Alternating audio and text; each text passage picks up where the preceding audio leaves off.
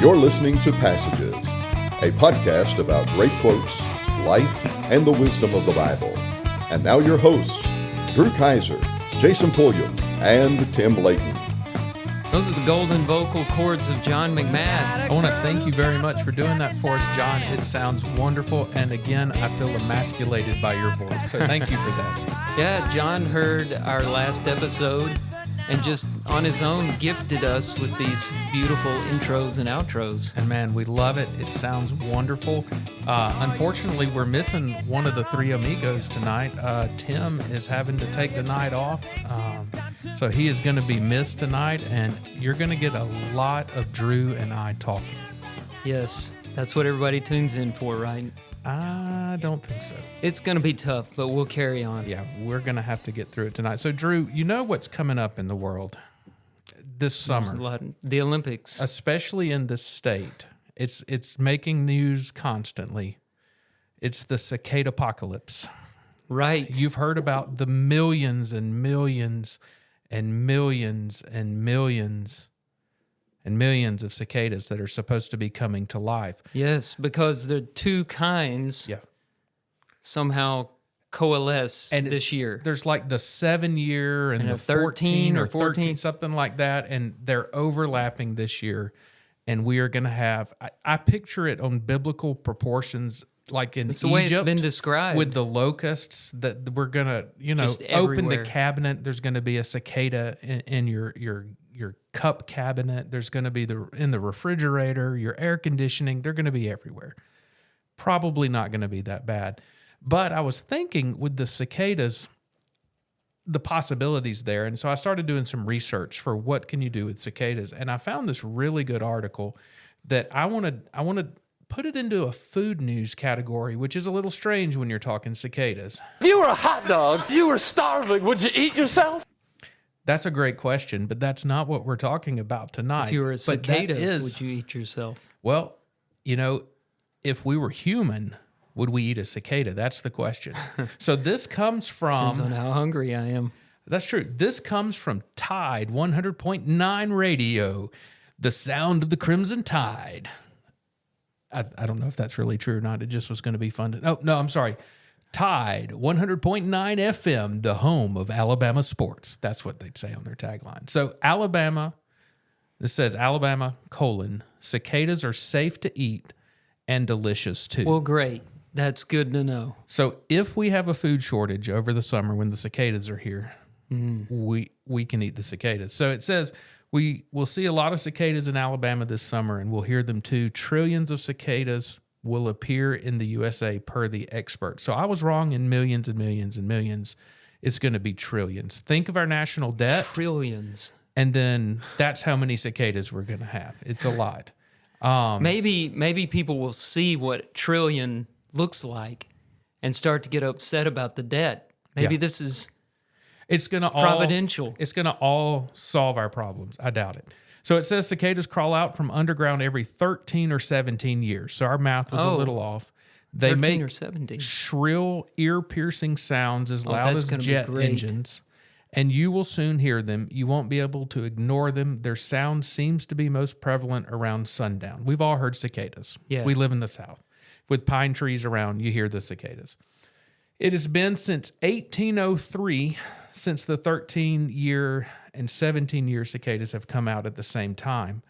A double cicada whammy, as they call it. Are you ready? So again, trillions of them are going to awake. The story's just about how Can they're you gonna do it. mash them up into like a cicada burger? Well, Just get them smashed up. I really think if you were good going to mash them out like that, they would probably end up in a burrito at Taco Bell. That's more They the probably texture I already would have. think. That's probably a good point. So, anyway, it says, and now we're told you can eat them. So the cicada is a delicacy in some countries, and you can pan fry or toast them. And some people put them in gumbo, tacos, or pizzas, or stir-fried over rice. And this comes from a Food Network report saying that they're extra crunchy. It says you're warned to clean the cicadas, handle them like you prepare chicken, and do not try to catch them yourself. Do not eat them raw, buy them from a vendor. And it says what? Will they have them at like Piggly Wiggly? I just don't see this happening. I'm sure somebody will try this. I'd eat one. And then this website has the recipe: 1 minced onion, chopped cilantro, minced ginger, sliced carrots, chopped broccoli, cauliflower, water chestnuts, bean sprouts, snow peas, blanched cicadas. All mixed together. A lot of ingredients. Bon appetit. So reading this article made me think first, I don't ever want to eat a cicada. Is it cicada or cicada? I've always said cicada. Cicada? Yeah, I think that's right. And then there's the singer. Is he Cicada? Oh, I don't know. John Cicada. I think he's Cicada. I don't know. Cicada. Let's call the whole thing So it off. made me think about some of the weird things that people eat around the world. So I pulled, I think, 6 things that I thought were the strangest I found. Would you eat a cicada? I think prepared in the manner if prescribed? it was prepared properly, I would at least try it.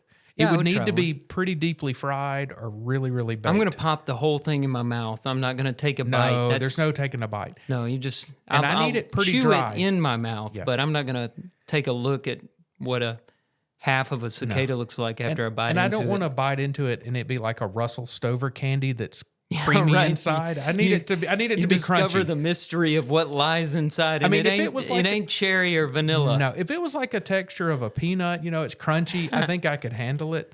Yeah. Good flavoring.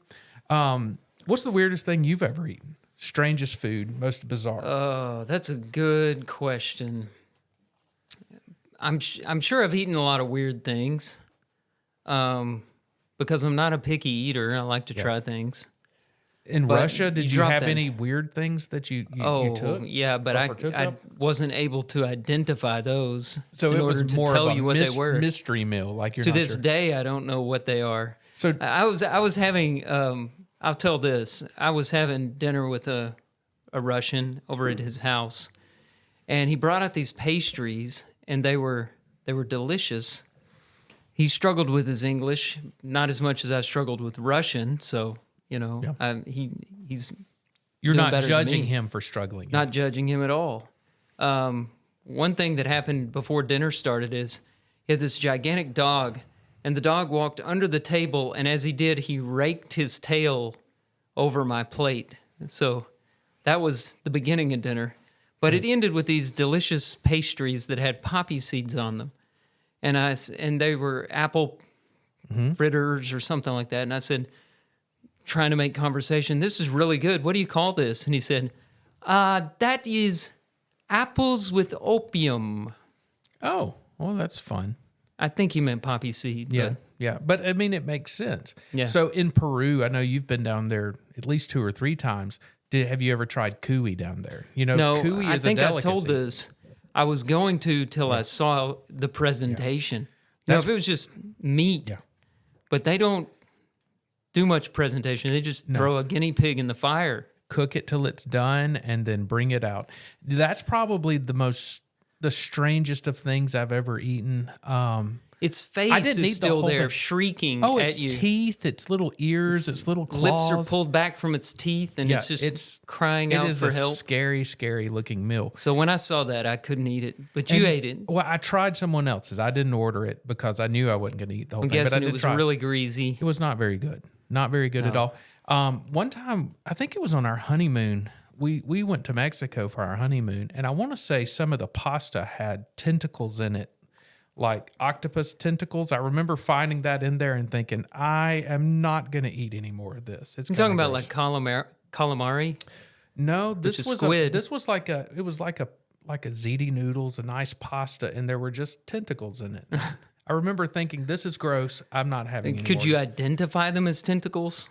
Oh yeah, when you they saw had it? the little they had suction cups. cups? Yeah, there was no doubt, and it was some type of a seafood pasta. To be careful not to get that stuck on your tongue. No, well, and Be like that Christmas movie. sometimes when I have like my throat gets stopped up, I wonder if I've still got one stuck back in there. I don't know, probably not. So here are some of the weirdest. Here's some of the weirdest foods. Have you ever had kiviak? Kiviak. This comes out of Greenland, and this dish consists of hundreds of dead auk birds stuffed in the body of a dead seal. I would imagine everything's dead. I would hope so. But why did they describe it? I don't that know. way? I wrote it down exactly how it was described in an We're going to article. start doing something a little unusual here, folks. We're going to kill the animals before Well, you eat they them. say they take the body of the dead seal and they open it and then they stuff the birds in. And if they weren't dead, how do you keep them in there? It'd be like opening a bird cage. They keep flying off. But all right, the second one I found was called Casu Marzu. It's from Italy, or maybe it's like Casu Marzu. That's definitely how it is. It was Italy, and it is a pecorino cheese completely decomposed and occupied by maggots. No, thank No, you. Not eating that. Why? And this would food- come up with that? And this one had a disclaimer like, this can be very dangerous. You should be careful. I don't eat things that have maggots on them on purpose. And there's been Wow. times where I think I found them, but I'm not going to eat them on purpose. Let's see. Snake soup. Have you had snake soup? Not yet. This is from China. And yeah, it's snakes in your soup. And you can pick out your type of snake. I'm and all assuming that kind of dead stuff. snakes. I would hope so. It didn't. At this point, I would hope so. I don't think that's a safe assumption. Norway sounded really good because they served this with rutabagas and potatoes. And I was like, this sounds pretty good until I read it's called smalahove. It's sheep head. And I was like, ooh. And I saw a picture of it and it's like the guinea pig, just cooked the whole head. It's Ain't nobody got time for that. No, it's just gross. Yeah. Then there was Hormiga colonna from Colombia. And this says it is fat bottom ants. I heard they make the rockin' world go round. But they're eaten like peanuts, roasted or fried. So I would guess that's the Hormiga posterior colonna, of the ant is fat rather bottom large. ants. And they cook them whole. And They you eat 'em prefer like to be peanuts. called pear-shaped. Pear-shaped. You're fat shaming ants on this program. They That's not can nice. They can get on a bike and ride though. Yes. Yeah. So then the last one I found was out of the Philippines, which we've supported some missionaries in the Yeah, Philippines. talked about Yeah. going, just never have been. If we ever get a chance to go, let's have the Tamalak woodworm. This is a worm found in decaying logs. So they find decaying logs, split them open, and get I've the seen worms people out. eat these on TV on like Bear Grylls or I something. just picture those not being real flavorful. They're white. Yeah. They're larvae. It'd be like eating vegetables, just gross. Of course, we all It would know make my you want thoughts to on eat a vegetables. vegetable. It might make me eat my first green thing this year. Yeah. But I think we have an opportunity. That's If gross. we can find somebody to prepare a cicada, whatever you call them, Cicada. I'll eat one. Yeah, I'll eat a cicada for sure. That might When be it's fun to prepared do that way. That might be fun to do on air if we could get somebody Yeah. to do it the right way. When is the cicada plague going It's to this hit? summer sometime, August, June, July, August, maybe. What if it coincided with the Olympics? Oh, then we have a bed bug plague bed and a bugs. cicada plague. The cicadas, who will win? Bed bugs, obviously. Sounds like the cicadas had the bed bugs outnumbered. Now, are the cicadas the things that shed their skin and leave the little I creepy believe so. exoskeleton Like they stuck all over crawl everything? out of the ground Yeah. and emerge from their skin and fly off, Yeah, I thought that was right. leaving the skin on the fence post. Ugh. That's what those are. Well, I'm going to stay with food. Oh, I like it. You've seen billboards, but have you ever had a chance to smell one? Some will soon be able to, thanks to McDonald's. According to a press release, the Chicago-based burger chain debuted a series of seemingly plain yellow and red billboards in the Netherlands that contained the distinct aroma of McDonald's French fries. In everyday settings like elevators, subways, or conference rooms, one often encounters a familiar scent. McDonald's, the press release said. Though unseen, its presence is unmistakable, akin to the brand's iconic logo or jingle. Ba-da-ba-ba-ba. One time, I'm going to pause right here. We were, I think, in Springville at that McDonald's up there. Yep. Late, after a ball game, just wanting to get home. So we decided, let's stop and put some trash in our bodies. So we went to McDonald's, Yep. made our order, and this guy comes out and he goes, man, what did he said something like, here's your number 7 with a Coke. Jesus loves you. Ba-da-ba-ba-ba. and then he ran off. I'm loving it. And we just were so weirded out by his hyperactivity and his singing the jingle. We get home and Ava's flipping through Instagram and a reel comes up. And this is, it's not a local Instagram account. It's some suggested reel. And it's that guy that we had just seen. That's scary. Doing his shtick with the jingle. So anyway, I'm off track. This is what happens when Tim's not with us. I know. So this billboard basically smells. And okay, by billboard, are we meaning this is like a poster they put in? Or is this a billboard like on the side? Because if it's on the side of the interstate and you stick your head out the window to smell it. Did you catch your head's where gone. they're running it in the Netherlands? Oh, did they not? Where I don't They think don't have cars? it's not where they're hanging the billboards. Okay. So I think you this is a walk by pedestrian them area. and you smell Right. it. According to the release, the billboards appear empty at first glance. However, passengers approaching within 5 meters of the sign, so that helps you. What, 15 feet? That's really Yeah, close. roughly. Will begin to smell the chain's iconic fries. It's the first time a billboard has been used to diffuse the McDonald's scent, the release added. World's first billboard that smells like McDonald's. Have you ever walked into a McDonald's and gone, McDonald's? I can honestly say I've never had that experience. Well, listen to this next part. This sounds like a joke.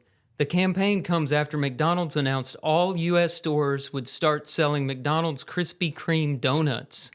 Did McDonald's buy Krispy Kreme?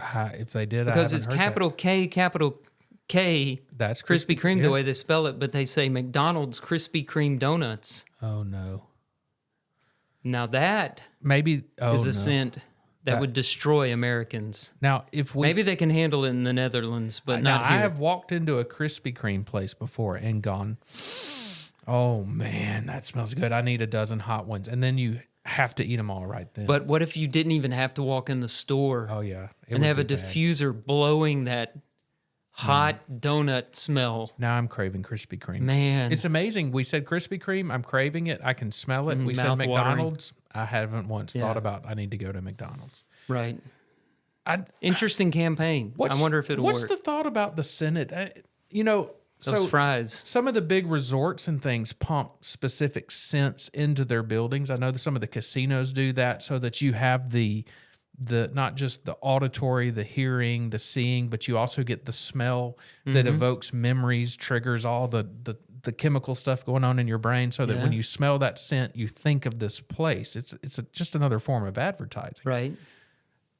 And I can understand in that setting, but walking down the street, if I walk by a sign and I'm like, smells like day old French fries, I don't know that drives me into Maybe the it's restaurant. supposed to work the opposite way. You've had good experiences. They assume at McDonald's you get that smell in your associations, and then you smell it on the street, and you're like, I'm hungry for McDonald's. Maybe so. But who of us have had really good experiences in McDonald's? People under the age of 30. Yeah. Of course, this is the Netherlands, so maybe over there McDonald's When you're a is different teenager, than your here. guts are invincible. That is and true. you just eat that stuff.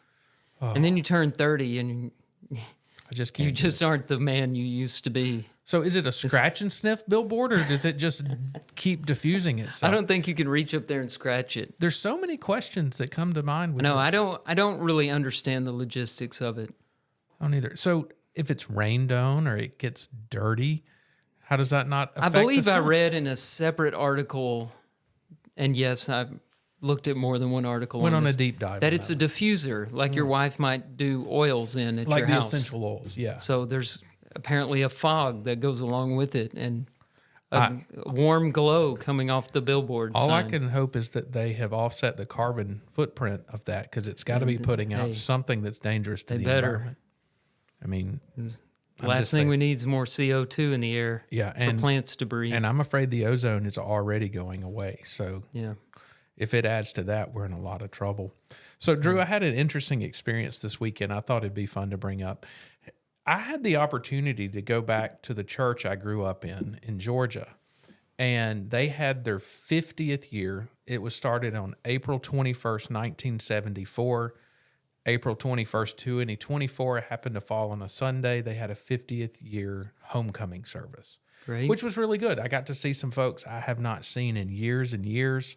A lot of my friends, my age contemporaries, some of them didn't make it back. So I hate that I didn't get to see them and reconnect with some of those guys. Because I'm a horrible person. When I get away from somewhere, I don't do a good job of staying in touch. So I talked to like one of my friends from high school. On the holidays, I might talk to one of my roommates from college. So when I say I haven't seen these people, I talked to one guy I probably hadn't talked to in 20 years.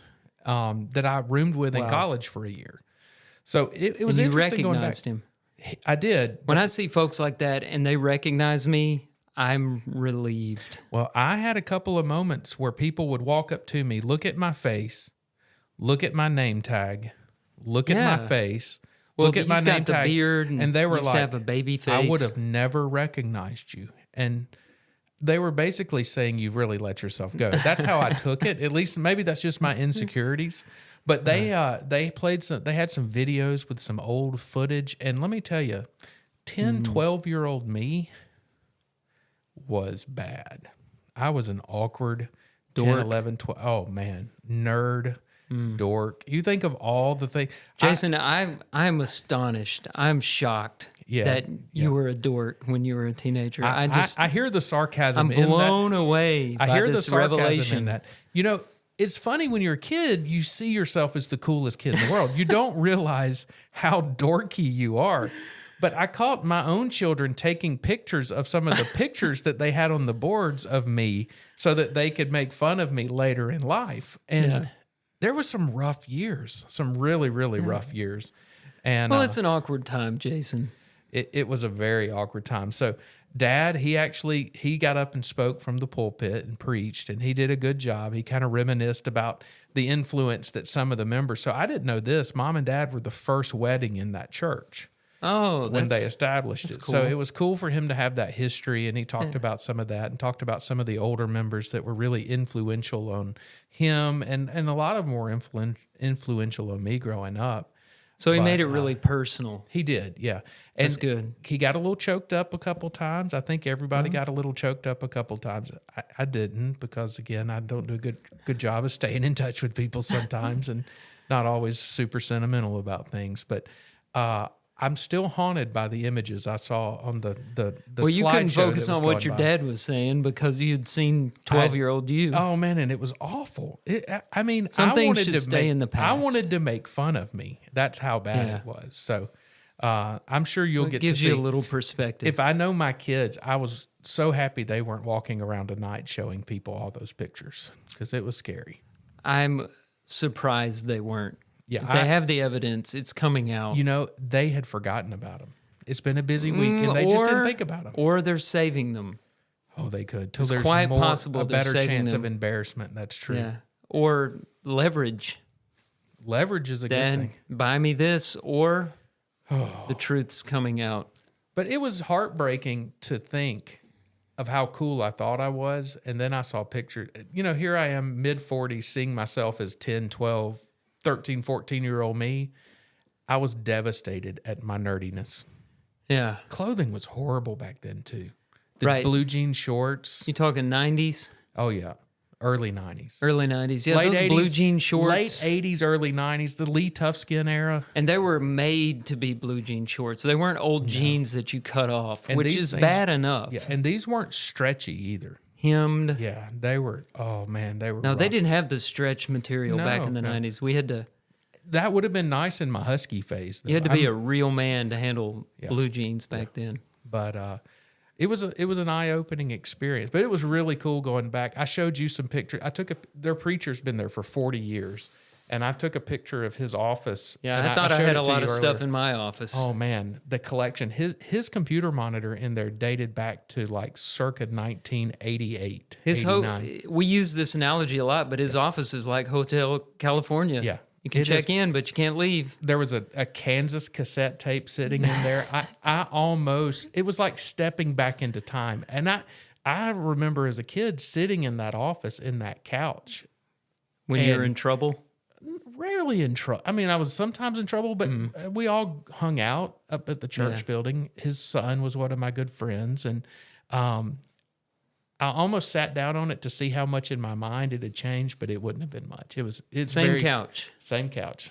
Same. I mean, Wow. it was That's quite amazing interesting. for somebody to preach in the same place for 40 years. Well, your father-in-law was here tonight. He's been at Eastridge for 40 years. Over hasn't he? 40? Yeah. I don't know the exact. The other day I heard him say he's shooting for 45. Well, you've been here for 23, right? 24. 24. Yeah. I mean, so But that that's- doesn't sound like much compared to 40.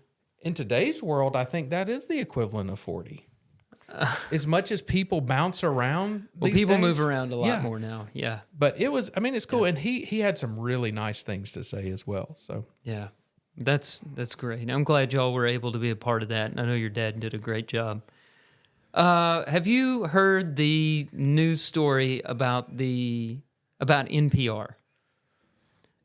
There's NPR that talks yes. like this? Yes. Welcome to NPR tonight. We'll be talking about. going to be talking about this situation that's gripping the hearts of Americans. You know, there's tonight. a lot of situations gripping our hearts. They always make it every story like it's the biggest Yes. thing that's happened. Anyway, Sorry, I digress. a guy that wrote for the news department for 25 years, I think. Yuri Berliner. Berliner. I don't know how to say his name. Yuri Berliner. I don't have it in front of me. You nailed it. He wrote an op-ed piece for another publication about how left-leaning NPR has become. And this guy is not a conservative. Now, had he lost his job with NPR, or is Not he at still this with point. it? Okay, this is When he pre-loss wrote the of job. op-ed, he was still working for NPR. Okay, And he just said that in the news department, they have 87 card-carrying Democrats and 0 Republicans. And this is a publicly funded station that claims to be balanced and show both sides and respect debate and represent the whole country. And he's saying, we're just not doing it.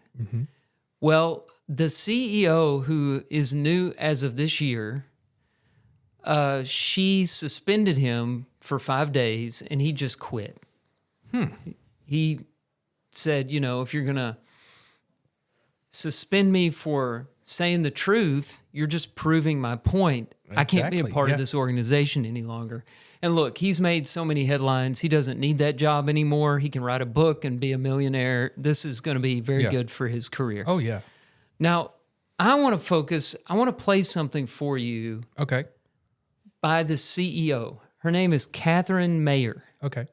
Katherine Maher worked for Wikipedia, interestingly, before NPR. And Wikipedia is the public sourced encyclopedia online, right? Right, Anyone yeah. can go in and make an edit to Wikipedia. Is That's that correct? right. Okay. And I think that's an important point. That's her background. Yeah. Is crowdsourcing an encyclopedia that your professors Crowdsourcing. won't accept on your research papers. Yeah.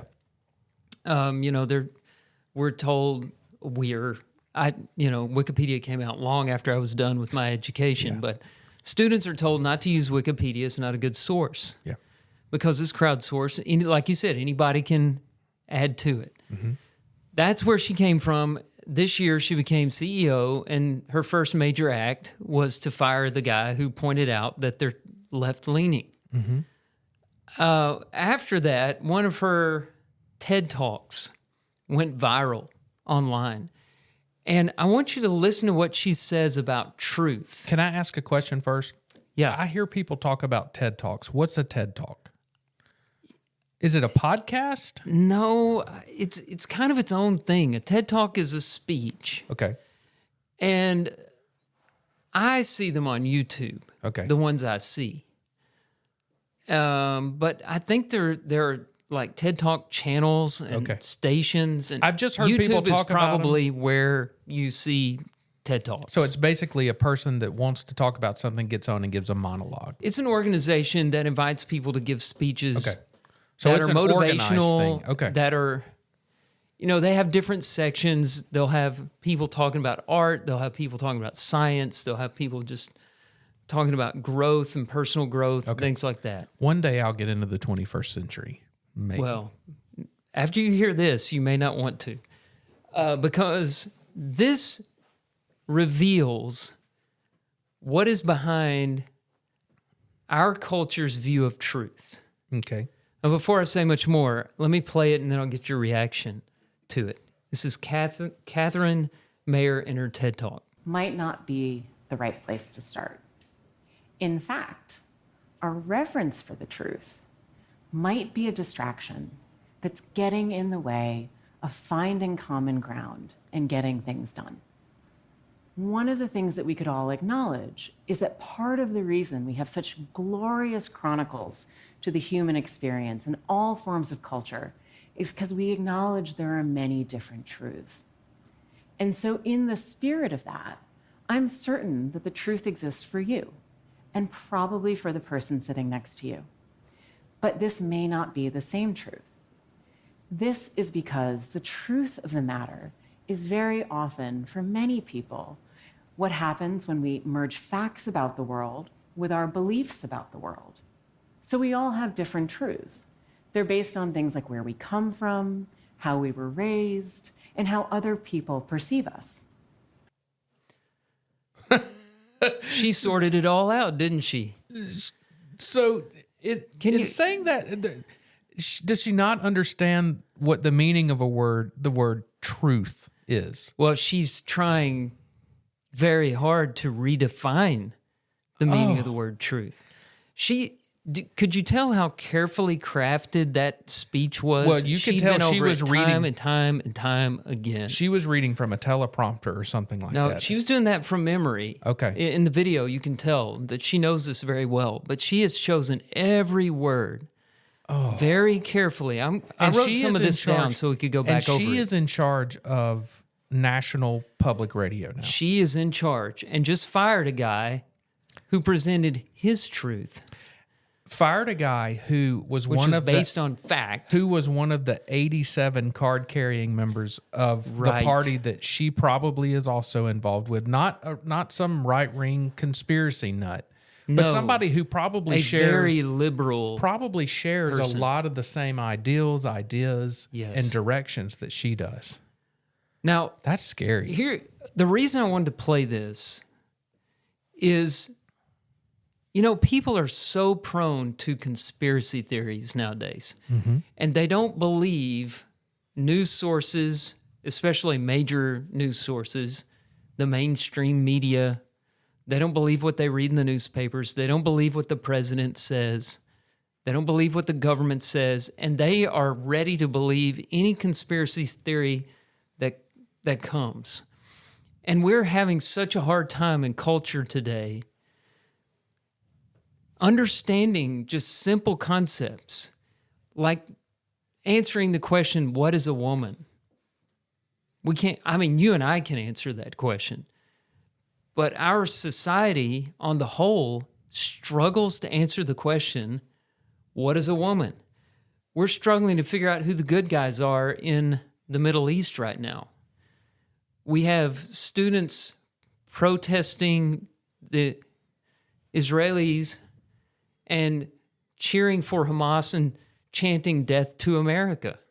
People who live here, who are taking advantage of the freedoms of people being who here. would be persecuted by Hamas. Yeah. They don't understand. The pandemic wasn't too long ago. We can all remember how we were scrambling to understand the truth. And looking back on it, I don't think we were confused because we were just, not just because it was a new thing that we were working our way through. Some of that is right. But also a lot of facts were being hidden from the public. That's right. There was deception, and I think there was malice in some of those deceptions. And we hear people talk about disinformation and misinformation, and the people who are talking about that the most are the ones spreading the misinformation many times. We're confused about whether we should send aid to Ukraine. Yeah. Where do we draw the line? There's fighting over that. Yeah. And Biden's mental acuity. Well, today, even in a speech today, reading off the teleprompter, he said, we need 4 more years, pause, which means he read the parenthetical statement on the teleprompter. He read the prompt. He was Ron Burgundy reading anything you put into the teleprompter. Yeah. And he does stuff like that every single day. And then somebody will get on like, who's the guy, the actor that was Michael Douglas? Yeah. He's about Biden's age, and he was saying Biden's perfectly fine. Yeah. He's sharp as a tack. I think that's a direct quote. Yeah. And we'll see with our eyes and hear with our ears that this man is having trouble, and he doesn't need to be president. And then people will get on right after they show a clip of him, and they'll ask them to respond, and they'll say, oh, he is the sharpest person I've ever met. Nobody can keep up with him. He's so smart.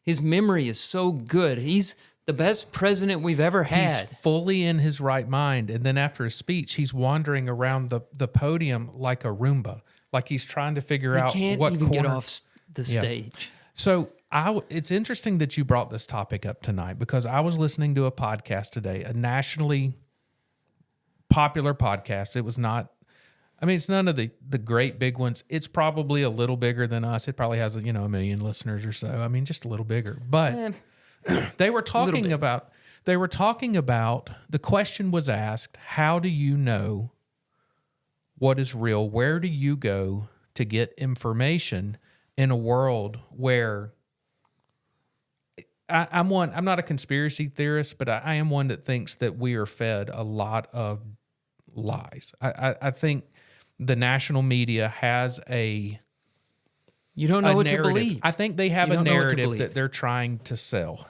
And they were talking, and he said, so how do we know what to believe? Where do you go for information? And the person he was interviewing, who is, I don't agree with everything he says. I think he's a little bit out there.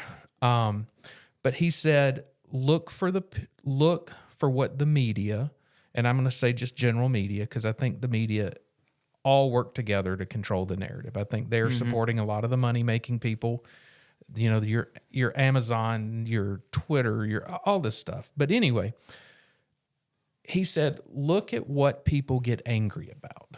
So, we'll have someone, there was an event that happened over the last weekend or so where somebody drove into a birthday party and injured a lot of people. You don't see a lot of things about that. You'll see people get out and say something that seems really, really just, like what's going on with some of these protests right now. And they're kind of sweeping some of that under the rug. You're not hearing about it. But then you have somebody stand up and say, I believe that a man biologically has an X and a Y chromosome, is born that way, stays that way, or a woman has 2 X chromosomes, born that way, stays that way. That's what's defined. Or that life begins at conception. And you will see people push back and blow up against that thing. And you're talking about science. Yeah. And his point was, look for the things that everybody makes a big deal about, trying to push back against, where they try to disappear the person, where somebody says something and the next thing they know, they're being canceled. Well, then you're starting to get close to the truth. Because if you're saying something that's a lie, something that follows their narrative, They're or not something worried that's about not it. dangerous, they don't care. They'll let you get up and rant about anything. But when you start speaking to something that even is remotely a truth, as you and I would define a truth, you hear them start, well, that's your truth, but that's not our truth, and here is why.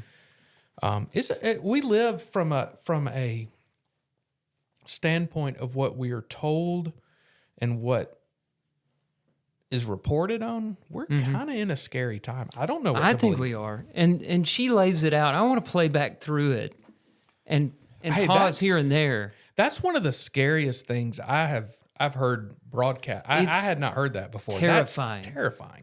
Listen, let's go back over it. That perhaps for our most tricky disagreements, seeking the truth and seeking to convince others of the truth might not be the right place to start. Can you pause that?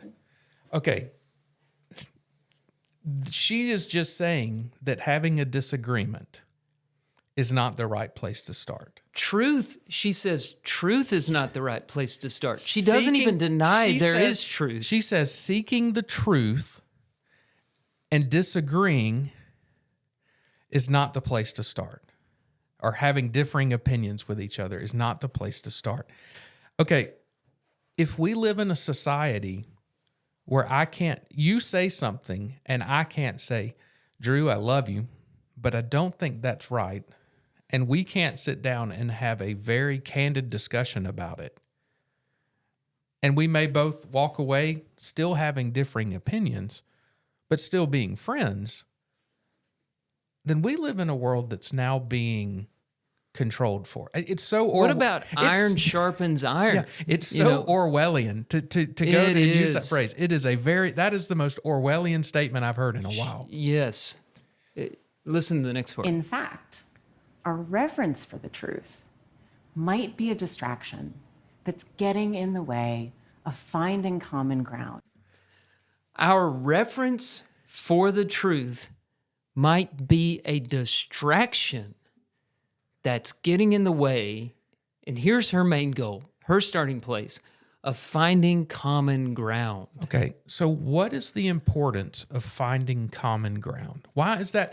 Because Is that our highest value? I hope not. Let's find common ground. I hope not. Let's not talk about anything heavy. Let's talk about, we both love the taste of cicadas. Yeah. So let's just start with cicadas. Well, we'll move on to what your truth is and my truth is later. But look, truth is getting in the way right now. Let's not talk truth. That's what she's saying. It's a distraction. Jumping ahead just a little bit to the quote we're going to talk about tonight, it could not be a more timely quote with what we're listening to right now. Yeah. We'll get to that in a little bit, listeners. Yeah. Don't panic. We're going to get there. It's if we don't have the ability to disagree, then we are slaves. If you don't have the ability to stand up and voice your opinion and your truth and that your belief without pushback or somebody telling you can't do that, if you don't have the ability to exhibit your own individualism and you're being controlled by the common good, you're a slave. Well, and what if our common ground you're is giving up your something rights? that's really bad? Yeah. How many times has this happened? Slavery? Hello? Yeah. In the Awful. South, the common ground was that white people could own black people. And that's bad. And they did not treat them as humans. They were property, and that was the norm. South Africa, apartheid Yes. was the norm. In India, the caste system was common ground. Even the pariahs in India had common ground. Hey, I'm lowest level. I'm lower the low. I just have to wait and die and be reincarnated and take a step up with good karma. That was common ground, and people were suffering. They were starving. They were in pain. They were dying because of common ground. And if you stood up to it, you were risking your life because they were going to silence your disagreement. And who was standing up to these things? The people who believed in truth. The ones that believe that we have God-given rights, that we have a God that loves us, and that has defined what goodness is, what reasonableness is, what good. Look, you don't have good without God, period. Right. Because in the beginning, he looked at everything he had made and he said, this is good. It's the first time you hear the term good. That's what Jesus told the rich ruler in Mark 10. He comes to Jesus and said, good teacher, what must I do to inherit eternal life? Jesus says, why do you call me good? Only God is good. Well, in this lady's scenario, Jesus would have, instead of giving 7 woes to the Pharisees in Matthew, he would have had to say, guys, let's find some common ground. Right. You can't listen to my truth. Hey. I can't be this ugly. Why can't we all We get all along? worship the same God, Yeah. just in different ways. You're just this side of the coin, and I'm on this side, but the coin's the same. So you hate tax collectors. Yeah. We won't talk about hatred now. No. What she is defining is terrifying because it is so who decides what the common ground is? That's the next thing. So Who's common ground? I doubt party, she and what I would people? have much common ground. No. And who decides what is common? That, Right. you know, you What qualifies as good common ground? because if you're going to say we're going to agree on common ground, then there has to be a root start for that common ground, which means somebody has a truth they believe hard enough or strongly enough to create it. This has got to be common ground. So who's making those decisions? The CEO of NPR. Oh, Listen it's to this next terrifying. part. in getting things done. Okay, so she says truth can be a distraction to finding common ground and a distraction to getting things done. What is she wanting to get done without truth? I don't know. What things? She chose these words very carefully. Yeah. She is thinking about getting things done. And who I'll tell you what decides she what wants needs to to get be done? Is she wants to destroy religion. Silence the church. She wants everybody who says marriage is between a man and a woman to shut up or be put in jail. I would go toward the second No half. free speech, Yep. no freedom of religion. Yeah. You have to agree with Those are the things she's wanting to get she done. wants you to agree with the ruling party. And, look, right now, the Democrat Party is in, the more liberal side of the party is in. Who knows who'll be next? Neither side of the political spectrum, Republican, Democrat, Independent, all those people want power. And when they have power, they want to hold power. And they are going to manipulate Power and do corrupts. everything they can to hold that power. And that's what she wants to accomplish. Yeah. Let's play on. One of the things that we could all acknowledge is that part of the reason we have such glorious chronicles to the human experience in all forms of culture is because we acknowledge there are many different truths. No. No, that's We can't 100% all wrong. acknowledge that. No. And when you say there are many different truths, that is an absolute statement which contradicts itself. Because if my truth is there's only one truth, challenge that. Yeah. If you say there is no absolute truth, you've just used an absolute to say there are no absolutes. Well, It's self-contradictory. And if you're saying there's no absolute truth, then you're undoing what is said in the Constitution. The God-given right for the pursuit of happiness, freedom, or freedoms. I can't even think. Life, liberty, and the pursuit of I'm happiness. so frustrated right now. I can't think. I have not heard this, and it's terrifying. I think it's terrifying, but it explains our culture very well. It does. Let's go on. And so, in the spirit of that, I'm certain that spirit the of truth that. exists for you and probably for the person sitting next to you. But this may not be the same truth. This is because the truth of the matter is very often, for many people, what happens when we merge facts about the world with our beliefs about the world. For many people, it's when we merge facts with beliefs. What does that mean? Don't we believe facts? So What's the difference in facts if I and believe, beliefs?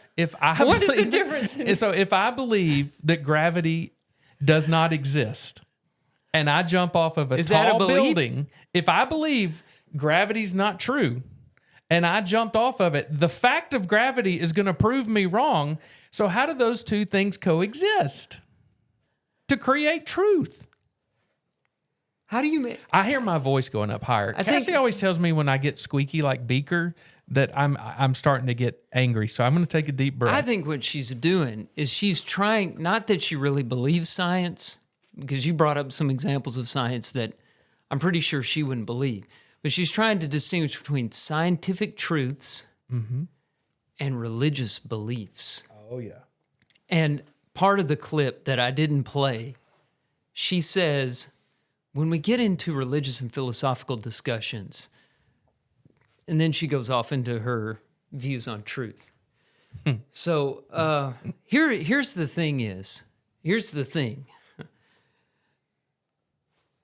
Without a reference for the truth that she has so much disdain for, you can't live your life. She has a reference for truth. She has her authorities that she leans on, and we have ours. Life is bigger than any of us. Our experiences are too wide and broad for us to soldier on alone in some existential way and create our own truth. You just can't do that. You fall back on something. And for me, that's going to be God's word. Well, and how egotistical is it to say that you can define your truth? I don't define my truth. My truth comes from the Word of God. God defines my truth. God defines what is right and wrong. I don't get to make that choice. It just doesn't work. No, it takes a lot of ego And to define your own truth. It'll be very interesting to watch her story unfold and see if her truth gets her through the latest controversy with NPR. Oh, man. Now, how did we go longer without Tim I don't know. than with him? And why is my blood pressure suddenly up and my fear of getting my bug out bag You jumped prepped? when I screamed. I did jump. I'm tense But I like right doing now. that. I like the look on your face when I scream. I'm tense right now. Yeah. Well, let's take a little break. Yeah, let's take a breather. and then we'll come back and yeah.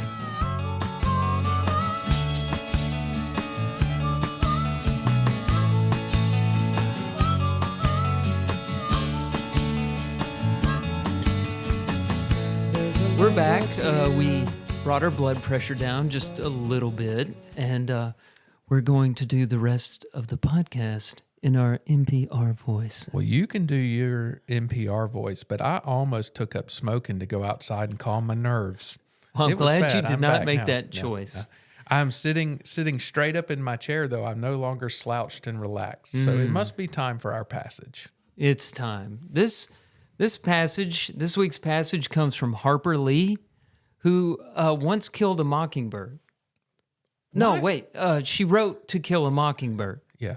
Now, mockingbirds are obnoxious, so, I mean, maybe it deserved it. I think the book is about why you shouldn't kill mockingbirds.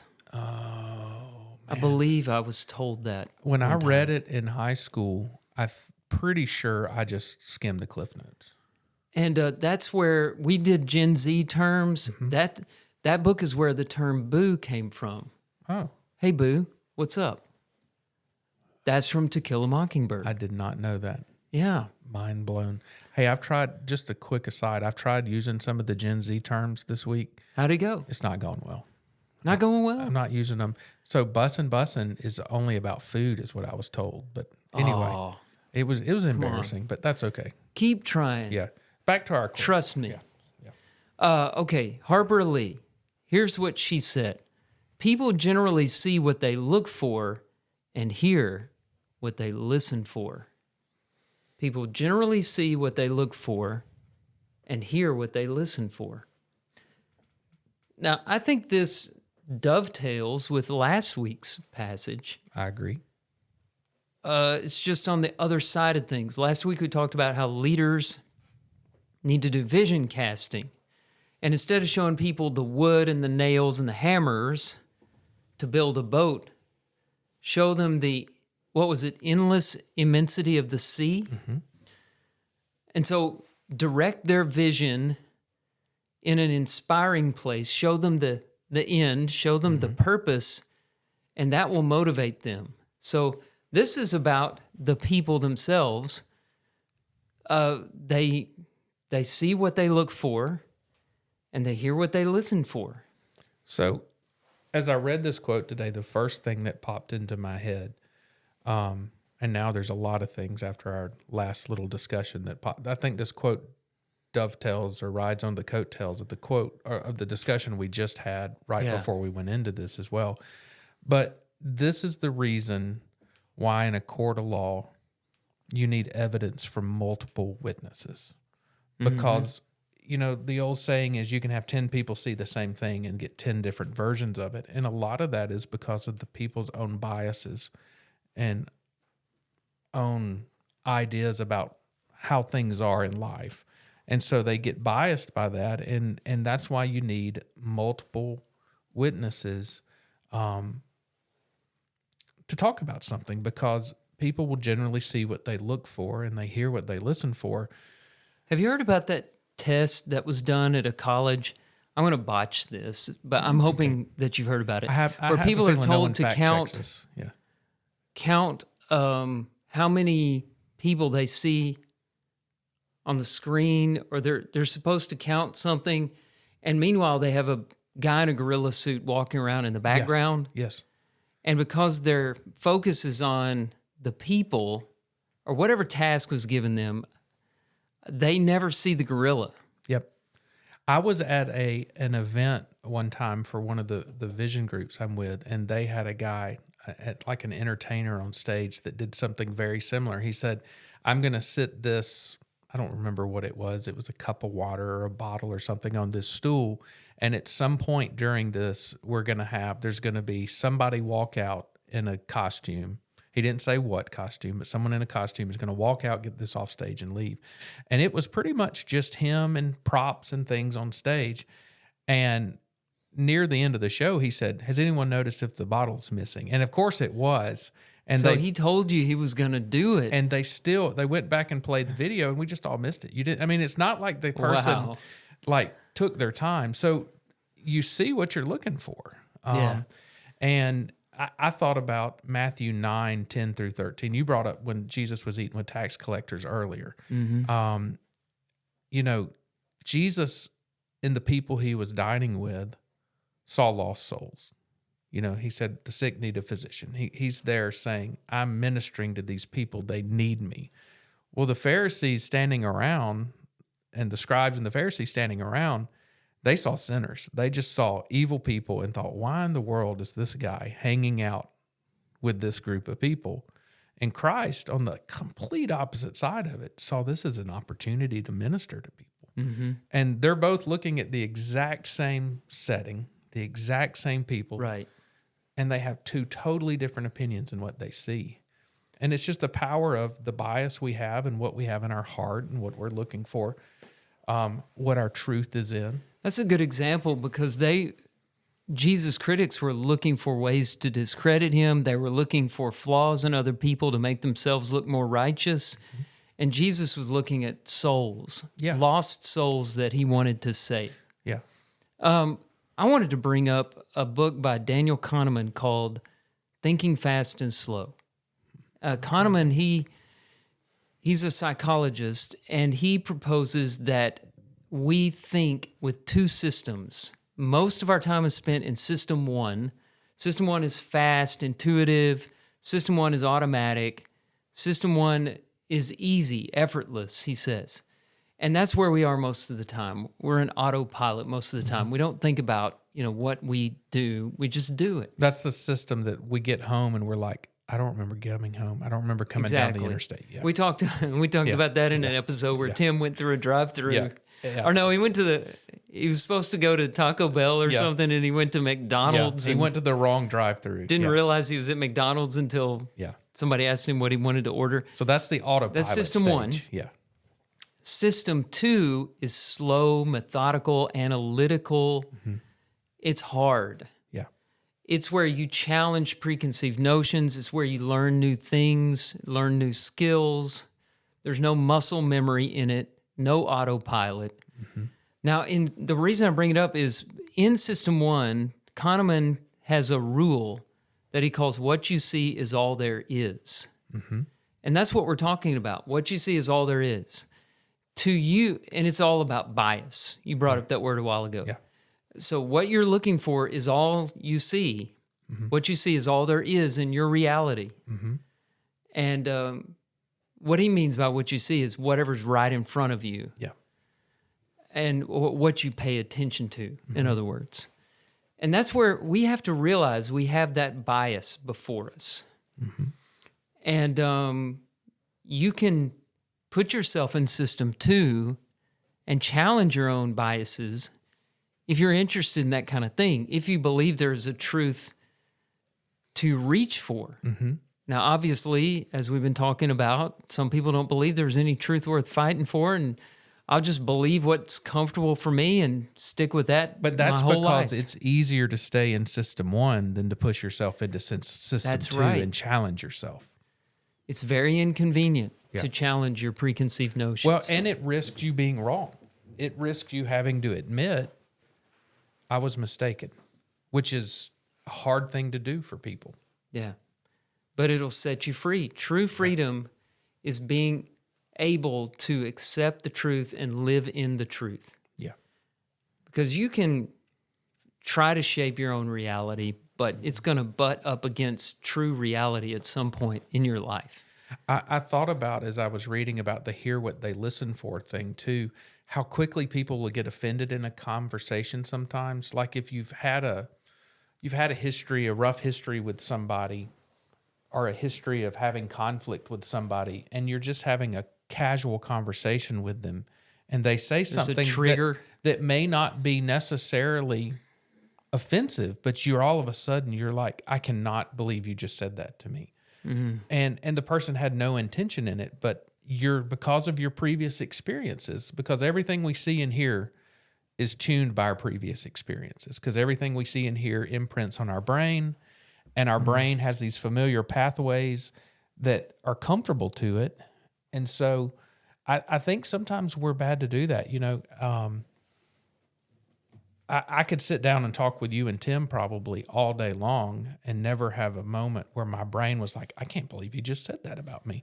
Right. But you sit me down in a room full of the guys that used to pick on me in middle school, and we could be talking about Braves baseball, and I'd find some way to be offended by what they said and take it personally.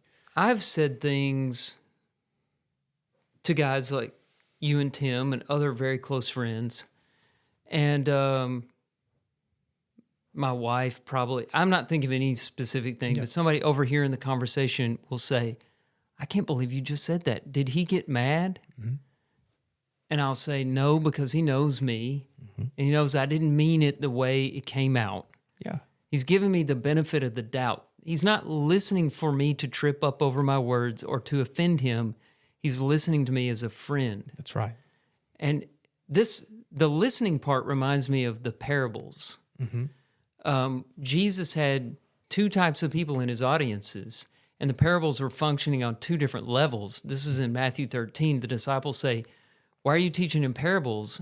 And he says, well, I'm revealing truth to those who have ears to hear, and I'm concealing the truth from those who hearing they do not hear, and seeing they do not see, and with their hearts they have no understanding. And it's not, some kind of predestination. It's just some people came to Jesus looking for an enemy, and some came looking for a savior. Mm-hmm. And they were hearing different things.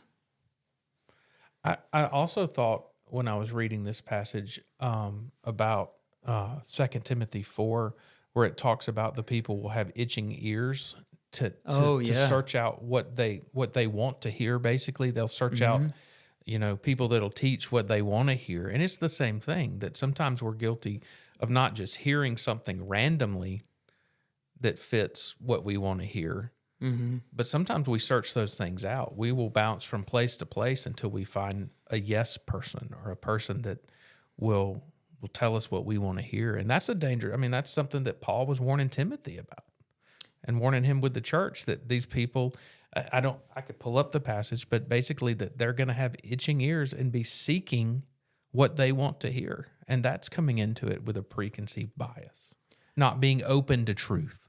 Right. I think if there's a moral to this quote, it would be pay attention to what you pay attention to. Mm-hmm. If you are unhappy all the time,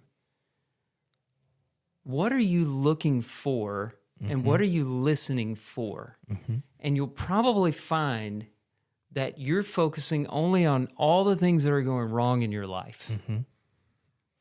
All of us have things going wrong in our lives. Some people suffer immensely and are happy, are full of joy. Yeah. Some people have a lot of good things going in their life, and they're depressed and pessimistic. I think what happens inside of us is a lot more important than what's happening outside of us. And we can either focus on all the things that are going wrong, or you can focus on all the blessings and the things that are going right. You have a choice. There was a quote we did earlier in the year that I think ties to this very well, and I don't want to misquote it, so I'm looking at it real quick. But I think we have to,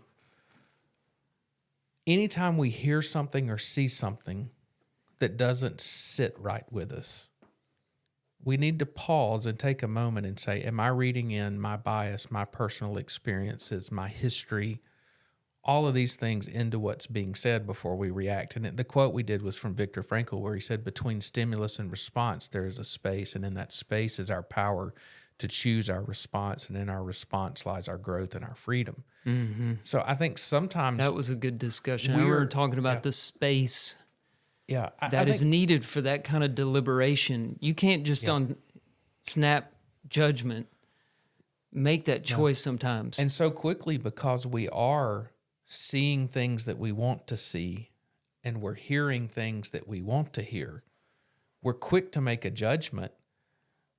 And sometimes that we're just wrong because we didn't pause and say, I've had this really bad past experience, and I didn't take time to take into account that that's affecting how I'm thinking right now.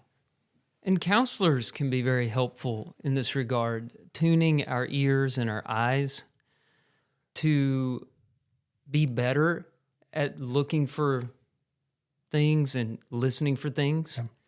Sometimes you need another perspective just to help you do that. And I think there are some of us, including myself, who have learned so much about themselves through seeking counseling.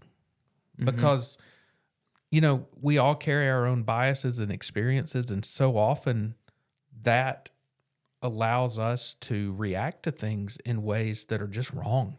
Mm-hmm. But it's the way we've always reacted. We don't know any difference. And sometimes you need an external source that's an objective source that can sit back and just say, hey, bonehead, you're wrong. Mm-hmm. The way you react is wrong. The way you're doing this is wrong. You're making your decisions. Call you a bonehead? No, I was using that. That's why I could never be a counselor, because I would probably say, hey, bonehead, but I mean, sometimes you need that kind of truth. And I don't know, I think it's just interesting that it's amazing how if you'll just take a moment and pause before you react to something you've seen or heard that you've read into what you wanted to see and hear into it, you'll find a lot of times you're reacting because of some past experience. Yeah. That Harper Lee was pretty smart. Pretty smart. Wrote one book, though, right? Yeah, one book on mockingbirds. I wish she had gotten into like some other issues. She probably would have had a lot to say about race relations in the South. And that would have been a more timely topic, I think, from the time she was writing than just mockingbirds. What can you say? It's too late now. She's gone. She is. We lost her. So, mockingbirds are still around. They are. They outlived her. They did. She did not succeed. Not in all of them. In her mission. Yeah. It just got really weird. We're tired, folks. You can see why we need Tim around, and hopefully he will be back with us next week.